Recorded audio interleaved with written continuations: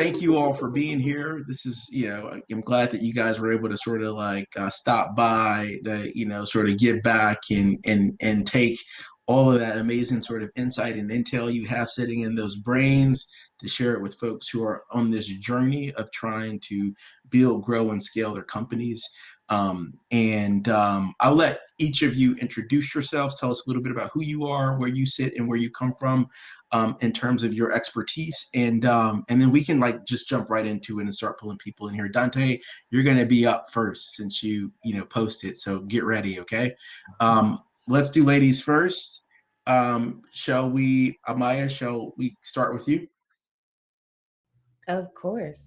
So first, thank you so much for inviting me here today, Derek. And I'm so proud of the plug-in team for putting this on. And hi to everybody on today.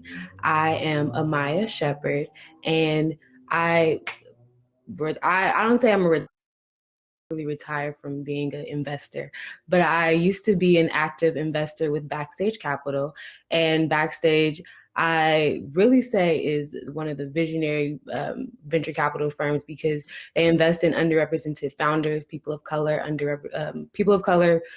women, LGBTQ, anybody who thinks you're underrepresented usually goes to Backstage. And I had a great career there where I helped invest in over 124 companies. And now I am a pitch coach, and I help get all the companies that weren't able to be invested in, because there are so many companies that were just this close to be invested in. And for me and my methodology and where I come from, it really was the pitch and getting all those aspects together in a clear, concise way that really captures the audience's attention. So now I do that, and I'm very committed to helping all the founders get to where they need to be. So I'm excited to be here and answer any questions that come up. Thank you. Shonda? Hi, everyone. I'm Lambert again. Derek, thank you so much for inviting me to the space today. I am the COO of Black Girl Ventures. My background is in marketing and operations and branding. So I have an interesting, unique point of view when it comes to these pitches. But with Black Girl Ventures, we create access to social and financial capital for Black and Brown women identifying founders. To date, we've been able to fund over women, and that's growing across 12 cities, which has generated 10 million in revenue and has created almost 3,000 jobs for local ecosystems. So today, super excited to help these founders out, just even if it's from a market point of view, branding, story, impact telling. Just super excited to be here and looking forward to your pitches. Mark? Yeah, I just want to echo the gratitude to you, Derek, for giving us a stage and opportunity to be a part of this. My name is Mark Mitchell. I'm a VC investor at Moonshots Capital. It's an early stage VC with the thesis that exceptional leaders will build exceptional companies. We started kind of focusing on the veteran front because our two general partners are former vets, myself a veteran as well. But obviously that's expanded a bit, and our portfolio composition is actually about 30% veterans, about 25% women, and then 30% people of color. And obviously that representation kind of shows that leadership is not exclusive to kind of one subset of the population. Beyond that, I'm a venture partner at Republic. We do equity crowdfund raises for Reg CF. Actually invested in Backstage's recent Reg CF $5 million raise, so I'm an investor there. But beyond that, I'm a private equity strategic advisor doing early growth equity as well as pre-IPO companies. I'm a former investment banker, so between putting together hundreds of pitches and reviewing hundreds of pitches, I have some comments and some feedback that I might you might find valuable. So that's what I'm here for. Great, thanks for that. So let's get right to it. Dante, why don't you come on camera?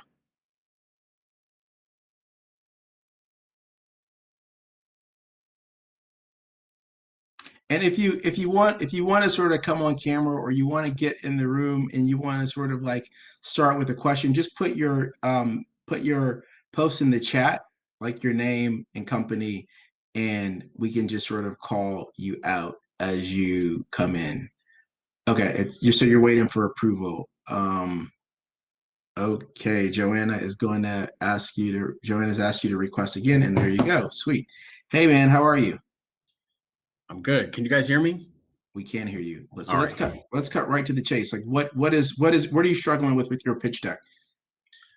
It's not that I'm struggling. I'm just starting with it. Okay, great. So I just want to sort of get tight around it because I need to get into market pretty soon here. So what I'm working on is for nurses that want to advance their career, I'm building a marketplace to help them finish their bachelor's degree. So roughly half of nurses have an associate's and the other half have a bachelor's degree. And there are a lot of health outcomes research that shows that there are an increase in quality and a decrease in mortality and morbidity the higher the penetration of bachelor preparedness amongst nurses. So it's very difficult for people to finish their degrees. And so I'm trying to make it easy. Cool. Do you have a pitch, do you have a pitch down that maybe like a 1-minute pitch that maybe you can go through, since it sounds like you don't really have like a specific. Okay, that was it. Okay. Okay. All right. So then let's start right there. Okay. I'll let you guys take it. First question is, who is buying or paying for to be on the platform? Because you sound like you're hitting it from the patient's part, the hospital's part, but the nurses will be paying for it. Yes. Correct. So yes, the nurses are my customer. So we need to figure out, why would they want to pay for this? Yes, they gonna make more money. Yes, all these natural things, but what is the meat of like their why from your market research? So them having a bachelor's degree is going to unlock the rest of their career ladder. So you can be a bedside nurse with that associate's degree for the rest of your career and be fine. But if you ever want to be a supervisor, there's one of my small co-founders. If you ever want to be a nursing supervisor, a charge nurse, or anything up the clinical ladder, that bachelor's degree is what's going to be the first step to unlock the rest of it. Everybody else. So those three people, those subsets are your market. So the people who want to do that, that's who you need to start saying, hi, I'm Dante, and this is my company. This is who my market is, because your third slide is your market slide. So going deeper on those people who want, so those three people, or those people who want to go into those three title changes. So why do they care about that? Because yeah, they'll get more money, but what's next? What are two other things that they really, really want or they care about? And that's what you ask every single nurse that you come across. All right, because I know a lot of LVNs, they love to be LVNs. Some people love to be RNs. But my grandma, she wasn't in management. But a lot of people just was like, some people don't care. But why do they care? And figure that out. Yeah, and I'll add on to what Amaya is saying is making sure you're telling a compelling story. Like, grab your audience's attention. You really need to just drive home straight out the gate the pain point of the problem, and then like really educate your audience. Because the thing is, when you're pitching to different, whether it's a VC or pitch competition, that can be coming from a marketing lens, Mark can be coming from a finance lens, Mike could be coming from an HR lens, but you need to captivate us so we can holistically understand the pain point and the solution you're providing for the marketplace. So I would even come out the gate as, what's your why? It's all about you're captivating. You really have to get 30 seconds of your pitch very tight, because that's how you're going to get our attention out the gate. So when you are putting your pitch deck together, really think about building it like problem, solution, the target, and building from there. So that's just my those are my suggestions out the gate as you're starting to develop the foundation for your pitch deck. Just a couple of thoughts that just pop into mind as you're going through your pitch. I think Amaya really brought up something that's pretty important, is that some people aren't going to want the bachelor's degree. We're operating on the assumption that everybody is going to jump on this and want to pursue their bachelor's. Some people are happy with where they are with their career. So you really need to understand your addressable market. And from me coming from a finance standpoint, when you are getting so niche, making that it's a small market, in which case, if you want to be profitable, you need to be able to capture market share. So how do you demonstrate that you're going to capture market share? You have to show that your product is actually going to deliver X, Y, Z in terms of performance, and that's going to be an alternative to, being, going out and figuring this myself out or doing a free option. Basically, why should I be paying for this when I could do it myself if I even need to do it myself? So you need to really kind of flesh that out in your story. So Mark, there's one thing, there's an example of New York. New York signed a law. It's called BSN in 10. And what that means is that you either get your bachelor's degree within the first 10 years of your career, or they take your nursing license. So that's how many other states have that? They're the first one, but they won't be the last. So maybe that's where you start, in New York. And then you say, how many hospitals are in New York? Mm-hmm. So this is just your third slide. It's not your most important slide, but it's one of the most important ones. But how many hospitals are in New York? Those are actually piloting this program or taking it seriously. And then how many hospitals can you actually start with? Like you said, okay, I, Dante, am taking my company to this hospital and they want to start. And that's how you start. And what she's describing to you right now is called, getting the beachhead, right? That's your defensible moat. That's the beachhead that you start from. That's not necessarily end of your journey, but that's where you start to get the traction, the market validation, prove the product, prove the need, et cetera. Yeah, a lot of founders will pitch ideas and antidote and don't have the baseline data. So the research findings and everything is super key when you're going about pitching this idea.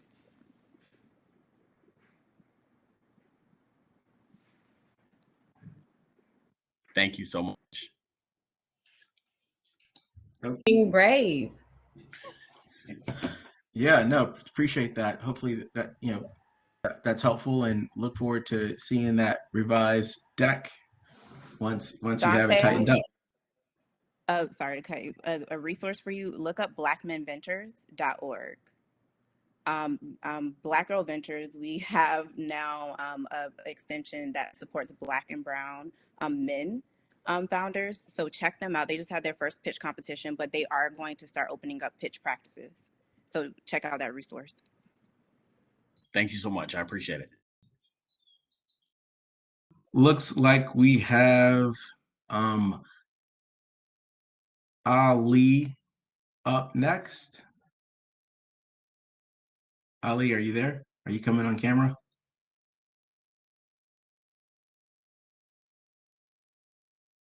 We'll give you a few seconds. And then I think after Ali, okay, here we go. Hey man, how's it going? Hey everyone, how are you? Good.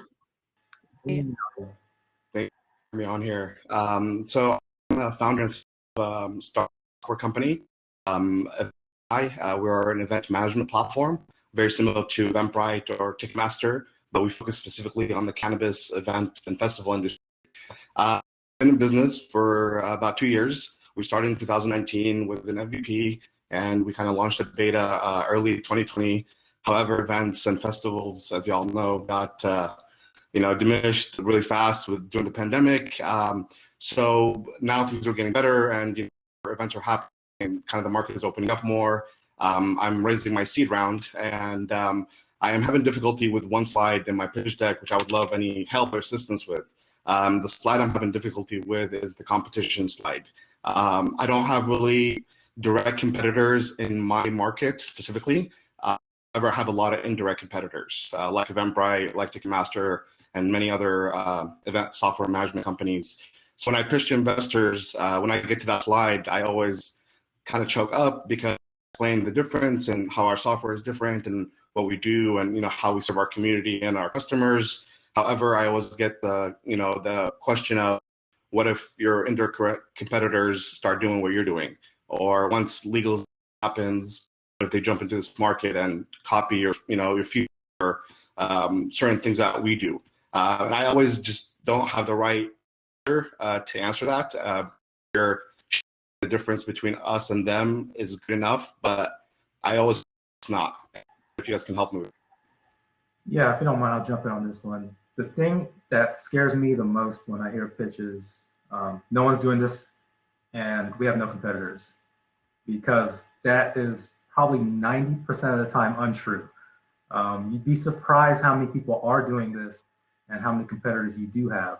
And so if you really want to differentiate yourself, because this is the problem that everybody faces, is how are you getting to your customers? How are people finding you?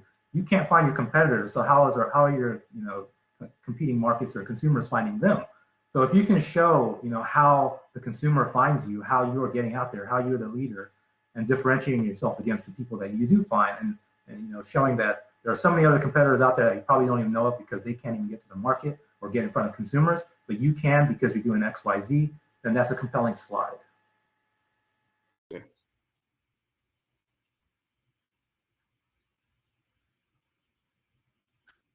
I'll jump in.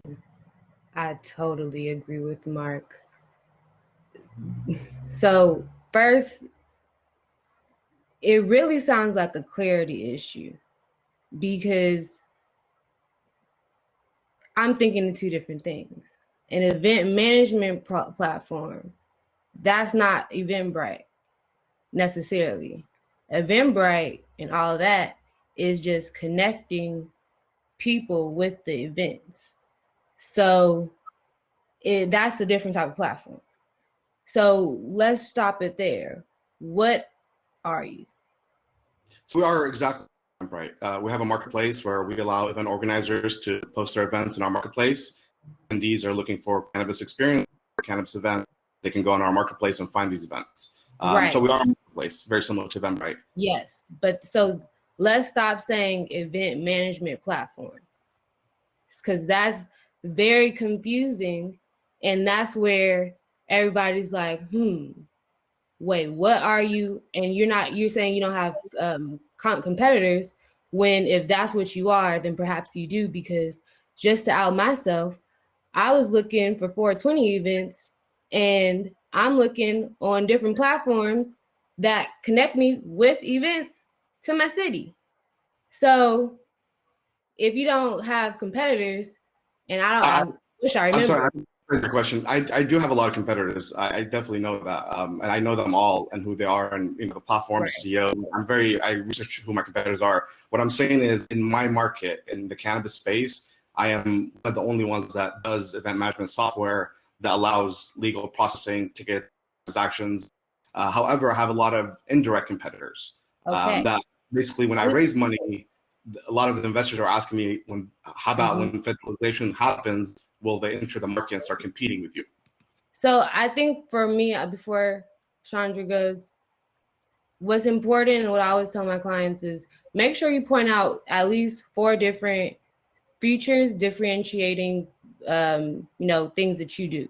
So 2 of them other competitors will do, but 2 of them to 3, you need to do better than everybody else. And it's really in refining and explaining it. Explain it to as many people as possible. So this is good that you came on this stage and explained it to us. Keep on explaining it. Don't explain it to people who know, though. That's what you've been doing. Explain it to people in the weed industry. No. Well, a lot of investors. Good point. Right? I like your... So don't invest. No more investors. You're not talking to investors about this. Yeah. That's I hear you. I'm listening, right? So talk to regular people who don't even think about this at all. And if they can understand it fast, because you're trying to become a household name. So if you explain it to everybody more and more, and if investors are getting it, that's great, but they're not everybody. So that's the next step. Thank you. Thank you. No, I just want to echo what Amaya is saying. I think the biggest thing is, yes, in your pitch deck, you need to make sure that you're driving home that you have indirect competitors. But again, going back to that 30-second elevator pitch, I would even want to task you, Ali, to pick out 10 people over the next couple of weeks that know nothing about what you're doing and pitch. And just pitch it to them and ask them, what are they hearing? And that can tell you if you're I will say this is kind of like your marketing pitch. This is a whole brand. So if you don't have clarity around your branding and your marketing experience, you're not going to get anyone to buy into it. So you have to really make sure that that is tight. Because when you first came up, I was agreeing with Maya. My brain went three different places because I didn't understand. So never come out the gate saying that you don't have a competitor. You need to be talking about your competitive advantage, if anything. So just So basically those are. refine the story. I'm telling you. I'm gonna give you a special thing I always say too. A lot of founders, or the best founders I know, they talk about their competitors, but it's in conversation with the investor or with their audience about how wonderful their company is, not talking about the competitors to the competitors. Like it's a conversation about how wonderful I am, and you're not doing this, and that's the differentiator that they're not hearing, but they're hearing they don't have any competitors, and they get stuck at that. And that, yes, there's more, but when somebody gets stuck, it's hard. It's America. I agree. Thank you so much, you guys, for the advice.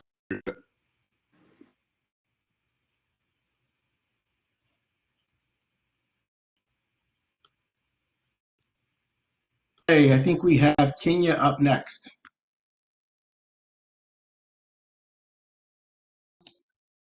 Kenya, Brooklyn, Santiago. Let's go.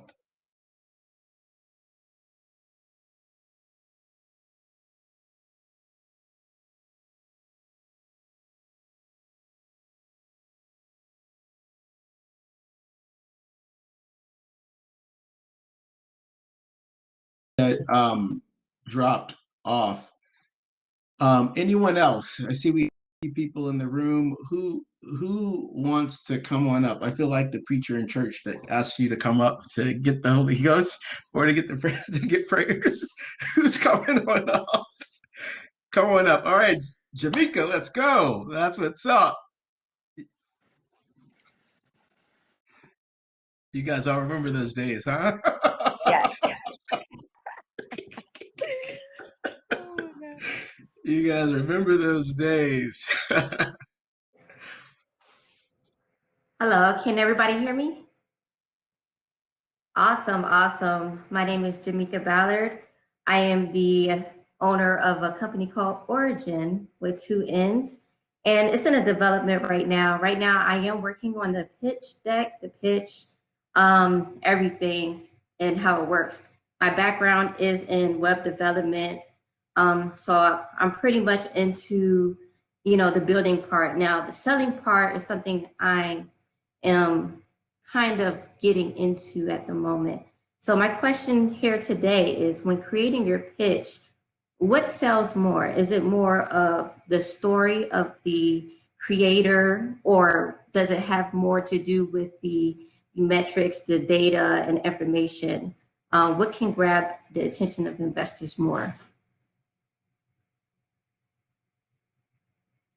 I'll go out the gate and say business admin is everything. You need to know your business inside and out. I'm a little bit biased because I come from the marketing branding space, so I'm always captivated by people's stories. But sometimes I see founders come into pitches, their personality, their being, their essence, their influencership overshadows their pitch of their business, and I can only remember them, and I don't remember their product or service.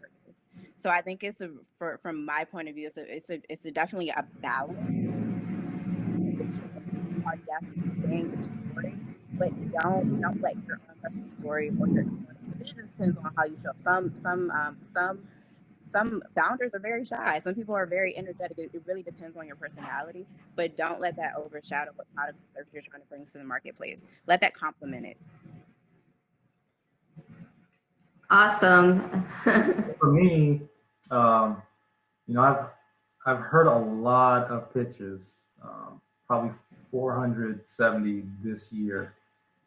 And so I've seen the ones where they're just compelling CEOs, great stories, but the product's not quite there.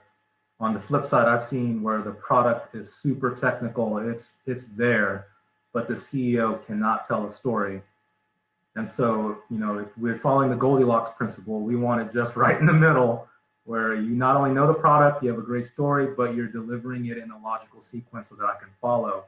Because as an investor who does have to look at a lot of pitches, hear a lot of pitches, and invest a lot of energy into kind of figure things. The person that can get to me the fastest, simplest, and make me understand very quickly is probably going to be the one that I gravitate towards, because I don't want to have to like look through the pitch book 10 times saying, okay, what were they talking about? Why is it like this?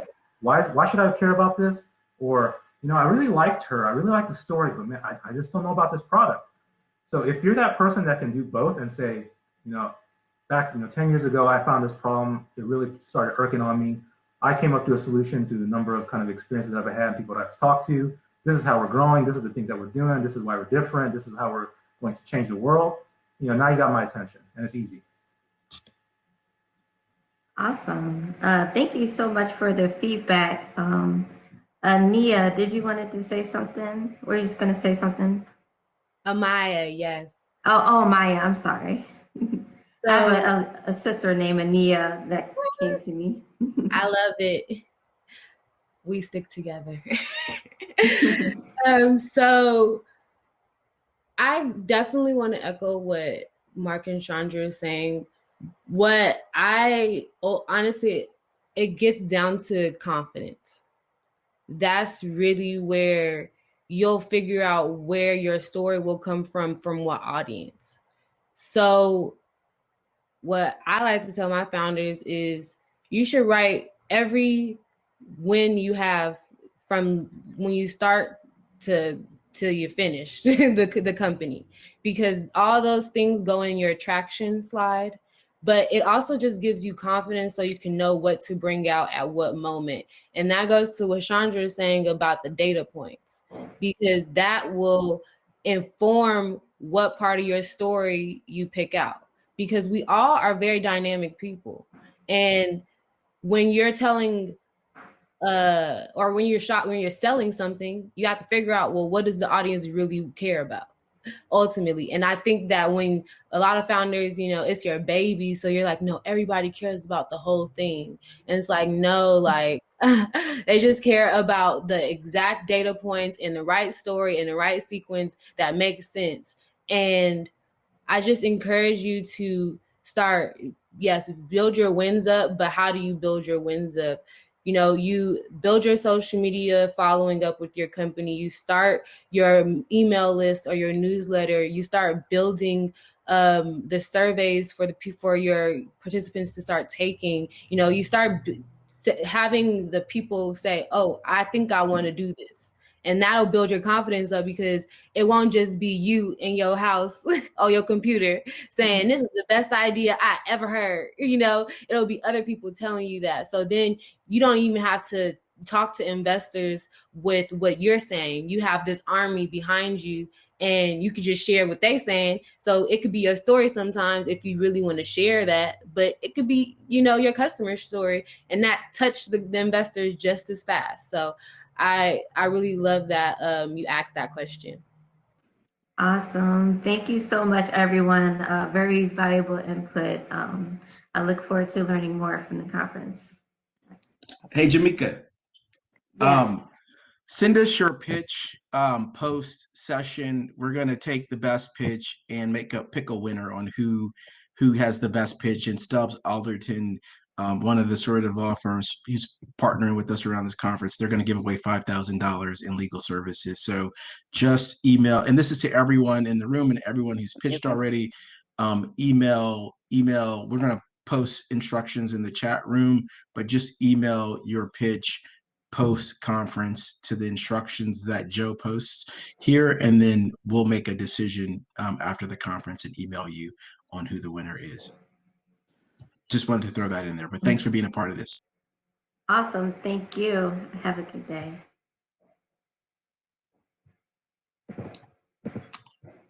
Who's up next? Dion McIntosh?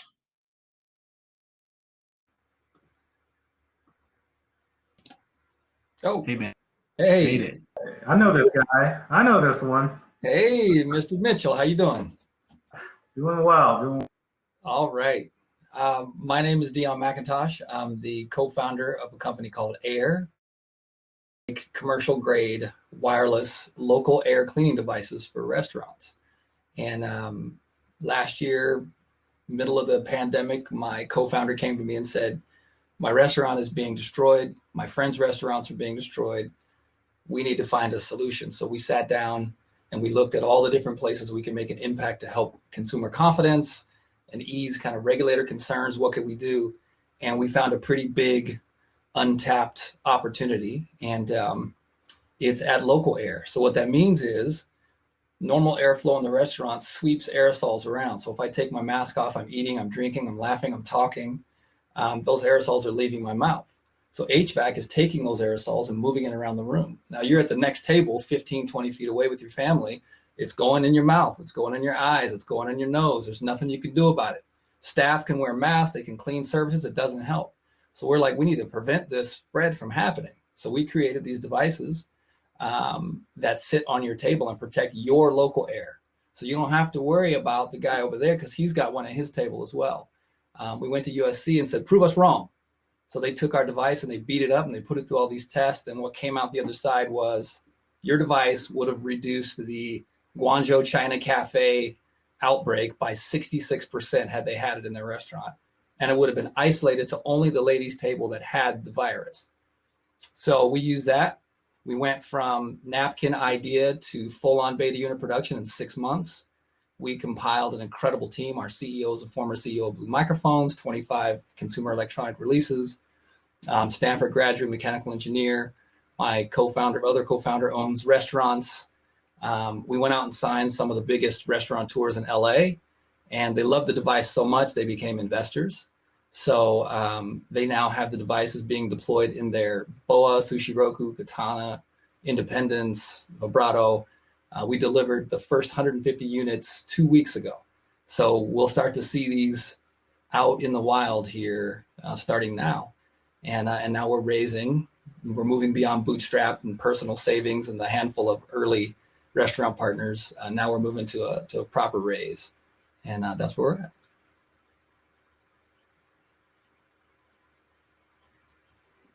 To go first.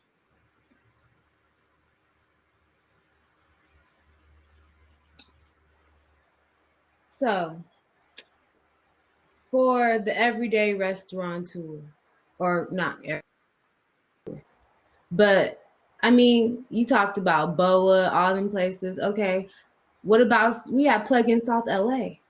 Mm-hmm. What about the regular places over here? Let's talk about the specs of the product and how it translates into consumer costs. Yeah, so our device right now is pretty expensive to make for us. And so what we decided to do was go take a top-down approach. We wanted to go, because the restaurant industry has been taking a beating. So going into a small mom and pop shop and saying, hey, we have these devices that are $250 a piece and you have to buy them in minimum order size of 10, it's a wrap. But going to, Lee at Boa, or going to Craig over at Craig's, they're wealthy guys anyway. And so when we come in and say, do you want to be the only high-end restaurant in LA that says you don't have a clean air restaurant that's not taking care of local air? It was an ego play initially for us. We played on that because they don't want to be the only one without it. And so they all start saying, yes, we want it. The idea is get it in front of the most influential, high-profile folks so that the regular consumer can start to interact with the device. Part of our agreement with our restaurants is that they put a little QR code on it so that guests can shoot it and learn, hey, look at what this device is doing for you and your family right now. Here's how it works. If you own a business, fill out the form. We'll give you a free demo. And so that's our goal. And then as soon as we're on 2,000 tables, we're going to be on 400 tables by the end of June. As soon as we hit 2,000, then we're going to open up a financing program so that we can go impact some of the underserved areas where there's mom and pops that are just dying, but we can't afford to help them just yet. So we're going to offer a program where it's 100% financing. They can get the devices in there. It'll be a buyback program. If they don't like it, if they don't get good feedback from their customers, they can send it back to us, and it doesn't cost them anything. And so we have a partner that's willing to finance that once we hit 2,000 tables. And we get the cost down too at scale, by the way. We can get it down by 40%, our cost of goods at scale. And we've got manufacturing already set up in Taiwan, tooling's built, everything's ready to rock.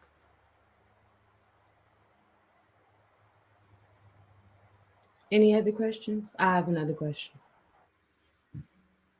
Okay. Okay, so that's one approach, because that, revenue, what is it, revenue streams. So thinking about the not legalization, but it has to be a legal piece. It has to be some part where, because living in California, we love to be on that ego part about being first and stuff. Have you heard about, what with, or thinking about partnering with like a government agency with this or something like that? Your thoughts on it? Yeah, absolutely. So our first step was to get that data back from USC, proving the efficacy of the product. And none of the government or regulatory bodies would touch it without us proving that it does what it does from a credible third party. So we did the USC data first. The second thing we're doing, we have another university that's going to start testing in June for us. It's another variety of other tests. And once we have that data, we have a contact at the I forget the agency that deals with like food and beverage in the restaurant industry. That's who you want. You want them to say, hey, you guys have this in your environment plus these other things, and we want to consider you a clean air ecosystem. We want to lead the charge for clean air ecosystems for indoor businesses, but we have to take it in steps. If I take the meeting now, we might get a no, because I don't think we have enough of the data that they're going to want to say yes. It's true. On the other hand, though, because that's one part, I think what you should think about too is leading the consumer battle, educating them or us, right? Mm-hmm. Because if you put out more blog posts or like, when you Google how to keep my family safe, not that you should be first just yet, but should you, start thinking about that content piece? I totally think that should be the next step. But I love it. I'm glad that you're working on this, and congratulations to you and your team. Thank you so much. I appreciate the feedback. And just to address your point, I agree with you completely. One of the value adds that we do for restaurant partners when they buy is we do local consumer awareness ads on social media. So we target within a 5-mile radius of the restaurant location, and we say, have you visited Craig's lately? Did you know that they are doing these things and they've implemented air? And we do a cool little piece to show folks what they get when they go do business with Craig's or BOA, or they visit the Independence. So yes, we are working on that now. All right, Amaya, do you have something else? No. The only thing I would say, honestly, Dion, you got to talk faster. Like, there's like on one of the Kevin Hart movies, like, did I kill somebody because I was talking too slow? And it's like, no, you didn't. But when you're doing what Chandra talks about this whole time is storytelling. Yeah. You do an excellent job, but front loading me so I don't have to ask all those questions is something I always tell clients about, because if I don't have to ask you all those questions and I just was sitting there like, oh, wow, that would be better. So that's my last note. Understood. Thank you. Yeah, I agree. I was going to just echo what Amaya saying. It's like, I just want to use you as an example, because I think as people are building out their pitch decks, you are a great example. If you came up here, you gave the problem, you gave the solution, you gave the traction, I don't know if you touched on competitors or not, but traction, like you touched all in your team and the background. So that is making me as an investor confident in hearing more. And also too, at some points you said some compelling stats where me and Amaya were like, oh, wow. So I think, again, I agree with Maya, front loading that data up front, and also to speaking more about your marketing tactics. Those are things I want to hear too. Okay. Yeah. So making sure you're touching on all those different points is going to make your pitch a lot stronger. I do want to use that as an example for everyone that's watching now. Like, that's the perfect way to approach the pitch, because you covered everything, but just tighten it up a little bit. Okay. Thank you. And I will say thanks to Mr. Mitchell. If I had done this pitch yesterday, it would have been a little different. And he gave me some feedback on my deck that I changed last night up to the wee hours, like tweaking things based on his feedback. So thank you for that, sir. Yeah. That's why I went last, is because I know I had a little edge on, my other two lovely panelists here, in that I saw the deck yesterday. You came to office hours, we had a conversation. I loved your pitch. You did exactly what I suggested you do. And I hope that demonstrates the night and day difference between the pitch and just kind of putting out all the technical aspects. In fact, I accidentally mentioned, a founder like you by saying that there's founders with great products, but they're so technical that you kind of get lost in the technicality versus the story. And you just did exactly what you needed to do. Now, I'm going to do my best to not be, the active board investor here and try to tell you what to do as a CEO. But I certainly have some observations I think that would be hopefully helpful to you in that, God, there's so many things you could do right now in terms of trying to get to the market, because as you probably saw with, when iPhone accessories started coming out, the proliferation of all the different accessories and by all the different manufacturers. And now you're not only competing with kind of being the first product out, you're competing with being the cheapest, all these differentiating factors. You want to basically know what your value proposition is, not only from the standpoint of the value delivered to the restaurants, but the quality that you have, why you're going to be better than a cheaper solution out there, because you will see cheaper solutions. If you start seeing this device on, all the restaurants, I guarantee you within a month, there's going to be an overseas manufacturer that comes out with a cheaper solution. Yeah. So you need to be able to create that FOMO effect for not only, the consumer, but, the restaurants themselves, because it's kind of like we had a conversation yesterday. If you see this on a table and now your competitor is getting a line out the door, but you're not going to care that it costs $250. You're going to find a way to pay that $250 so that you normalize. So your challenge now is to get this in as many restaurants as possible and to validate it not only from the technical standpoint, because we all know it works according to USC, but it has to work from the standpoint of the consumer, why they want to buy it. Yeah. So that would be my challenge to you. Get this in as many restaurants as possible, as quickly as possible, and find a way to do that at scale. Even if that means, and don't use my word as advice, but think about it, even if that means negative revenue for a couple of years. Yep. Even if that means using debt financing to get your demand forecasting forward so you can get it in front of as many consumers as possible, and using your capital that you get from cash as a collateral or backup for emergencies. Like, you have to start thinking about getting this out very quickly and scaling very rapidly. Yep, got it. Thank you for that. Just taking some notes. That's wonderful. Thank you guys so much for the feedback. You're good, Dion? Yes, sir. Great. I think we're going to call up the next person. Appreciate you being here. Thank you. Yep. And don't forget to send your pitch. Marvin White, come on up. Hello, guys. How are you? Great. Sorry, I have to keep the mask on. I'm working from the library, so I'll speak until I get caught. So actually, I have a question about my deck. We are a prize-based trivia app. We're currently on iOS and Android, getting good traction. We're in a $200 billion space with trivia apps. And the problem that I'm having in my deck is addressing the problem. We're not solving a world problem. We are providing entertainment. Like I said, it is a great total addressable market. But as I'm putting it together, when I get asked the question, what problem are you solving? Well, we're, giving people something to do during that idle time. We're taking them away, to do something when they're waiting on a bus, plane, or a train, when they're waiting through the drive-through, when they're waiting in line. But I wanted to kind of fine tune that problem that we're addressing. So I'm kind of looking for advice on how would you address that problem for the game app space. The question is, how do you frame the problem in the gaming category, right? Yes. What's the best way to? Yes. So first, never say there's not a real problem ever again. That is literally first things first. Because there is a real problem. We don't know it yet. We just have not asked the right question. This is my favorite part, to be honest.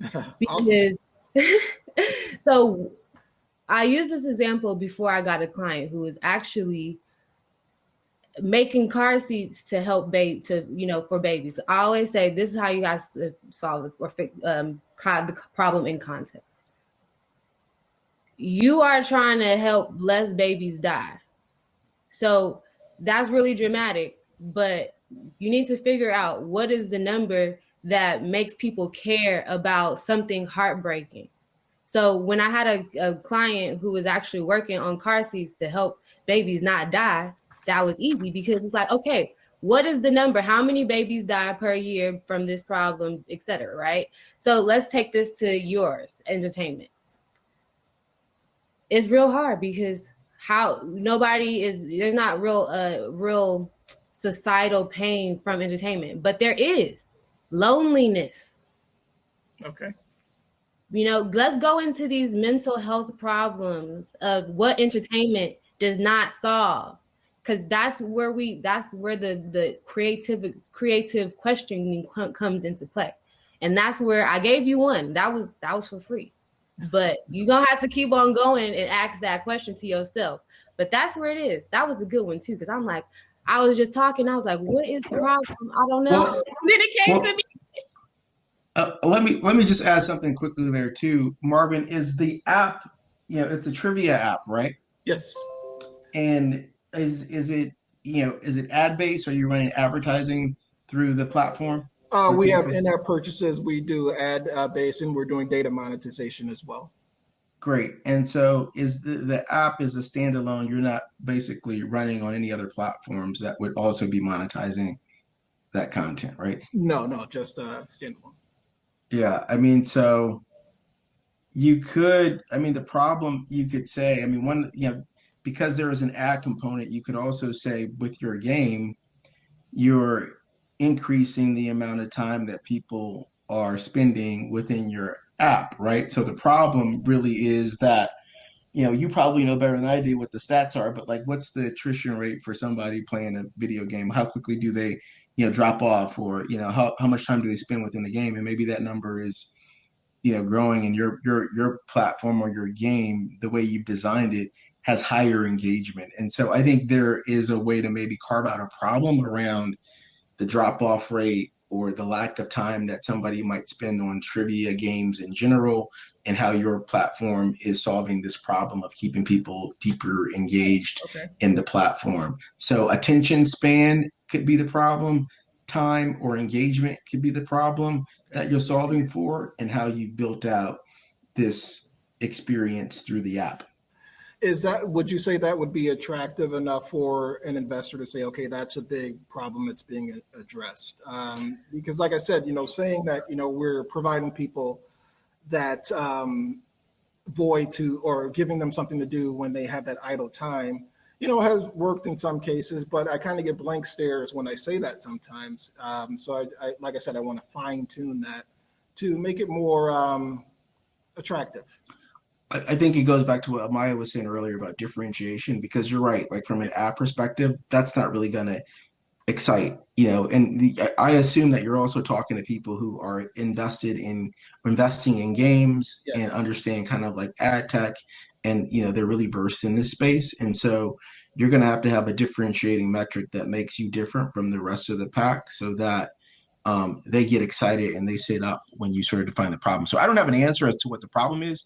I just think it's sort of in the vein of, how people are engaged in like this that category, and how you are different in, in your ability to attract deeper engagement across the platform. You might do trivia differently than some of the way the other players are doing it in this category, and that's helping you solve for, and continuity and consistency. Maybe people come back and play, daily, like 3 or 4 sessions per day versus 1 session per day in some of the other categories. Like, you're basically, you have the stickiness factor to it that solves for the problem of, fickle engagement in the category.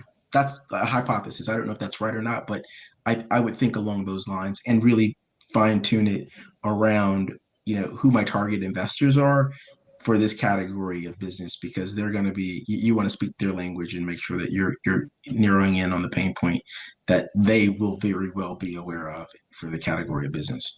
Exactly.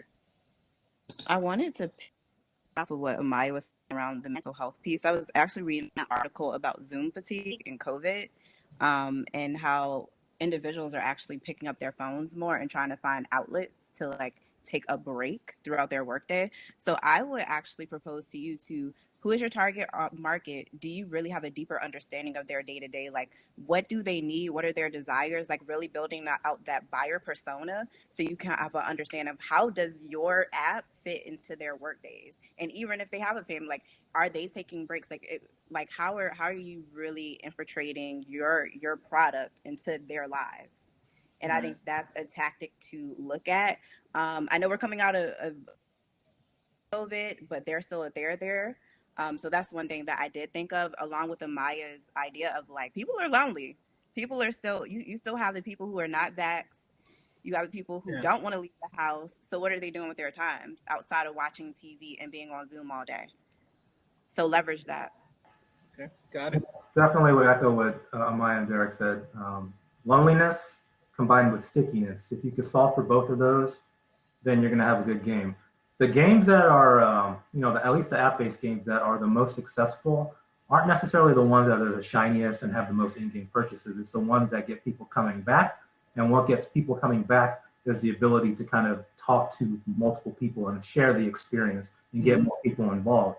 There's an 8-bit pixel game that looks like it's a 1990s game that literally makes a ton of money because they've created this chat room, they've created clans. You can get on Discord to kind of like strategize and have a community. And that gets multiple people coming back. That makes this collective.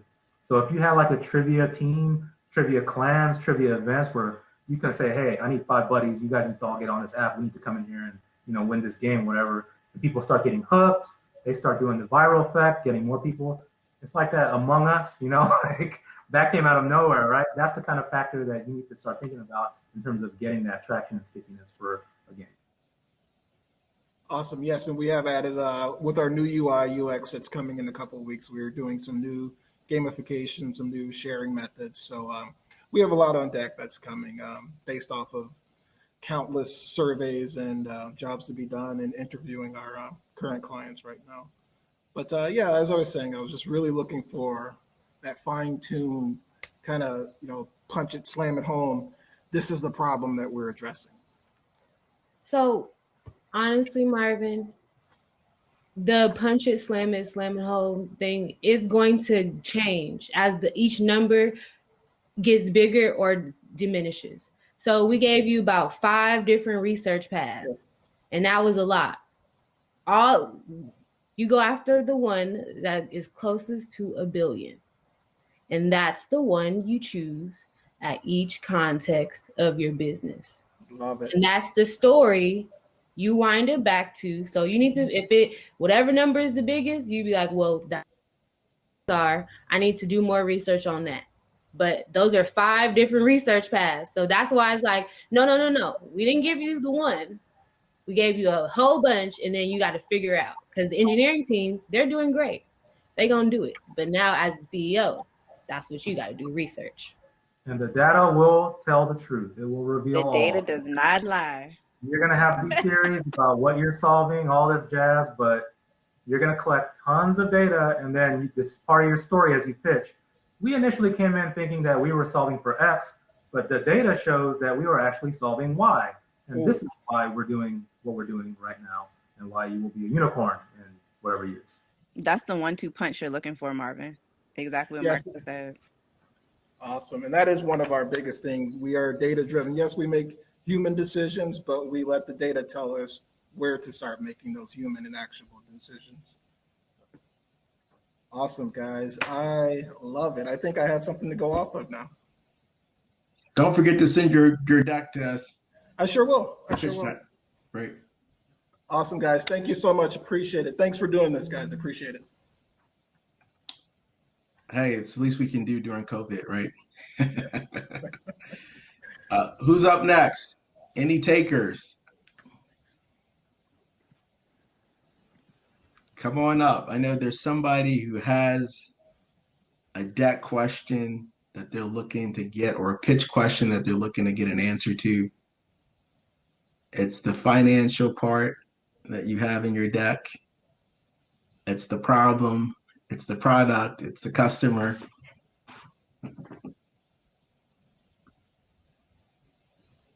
How you frame it.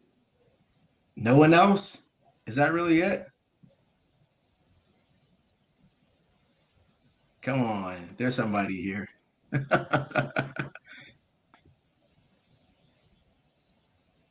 Well, did you guys want to say anything? Like, you've heard a lot of interesting sort of different companies and perspectives.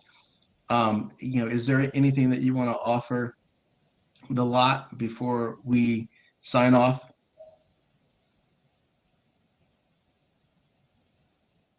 I'll go. You got to be able to pivot, right? The companies that succeed are not the ones that fall in love with their idea. I'm all about conviction. I'm all about believing in something, going all the way through with it. But you also have to be able to take what's called the pregnant pause and stop, think, and listen, and adjust accordingly, right? You have to be able to improvise and adapt in the environment. COVID was a big example of that. Those that failed to adapt are the ones that did not succeed. And so, kind of what the advice that we gave you, Marvin, I would echo to all the other founders is that come in with your hypothesis, just like we did in science class. Test it, validate it with data. Have that observation and either go forward or make the adjustments. But anything you do in the founder space, in the startup space, in your career, in your life, it's always going to be the scientific method. You're going to have to test that hypothesis, validate it, and make the adjustments. You have to always adapt and survive. And that's how companies go from okay to great to basically the staple names that you hear now. I like that. Shonda, Amaya, anything you want to leave with the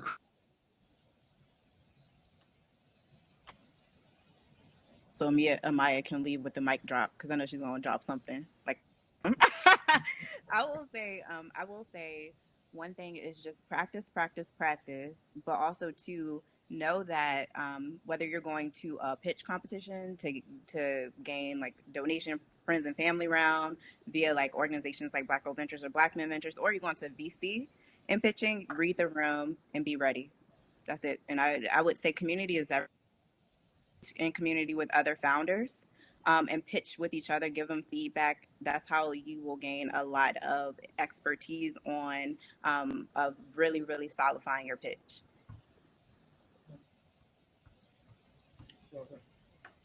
I feel like that was the mic drop. And then I've been calling you Chandra. Please forgive me, Shonda. So the last thing I would like to say, honestly, I say this all the time to founders, is stay encouraged. It's a lot going on, and I think I couldn't even imagine how you all do it, and I'm proud of you all, and not enough of us say it to each other. So I just want to continue to, send love and light to all of you all working on your businesses, listening to good counsel, and pivoting when you must. I know it's difficult, but just stay encouraged. And all of us on the call, if you're not a founder or if you are, continue to just stay positive and think about all the great things you've done and let that be your fuel, regardless of what happens, because there is a lot of rejection, but it's not to you. It's not to even your company, so just keep it on, keep on going, and we're out here. Mic drop. That's right. That's right. And I want to say thank you to each of you for being here. I think it's important to have these kind of conversations, especially with founders who are going through the journey, and who haven't been able to sort of connect with people because of the pandemic and COVID. So I'm just thankful to have each of you here to drop knowledge and plug folks into your insight and intel, and helping founders really tighten up their pitches. So how can everyone get in contact with you? LinkedIn, email, like just let everyone know in the chat the best way to connect post conference and to stay connected. And Godspeed to everyone. I know everybody's working on incredibly amazing things. Keep moving forward. Don't stop. Yes. This has been amazing. Good job, everybody. Everyone that came up on stage, do not let imposter syndrome take you out. Do not. That's right. That's right. And I hope to stay in touch with you guys too. I mean, we're going into our third cohort of our accelerator program, and we'd love to invite you guys back at some point. Amaya, we were already talking about this. We're trying to work it out. But would love to keep you guys involved in what we're doing. And we'll want to stay in touch for sure. Awesome. Of course. And look forward to continuing to connecting. Thank you to Mark and Shonda. I appreciate you all too. Amaya, I sent you a message, and Mark, I'm going to send you a message as well. I have already ideas.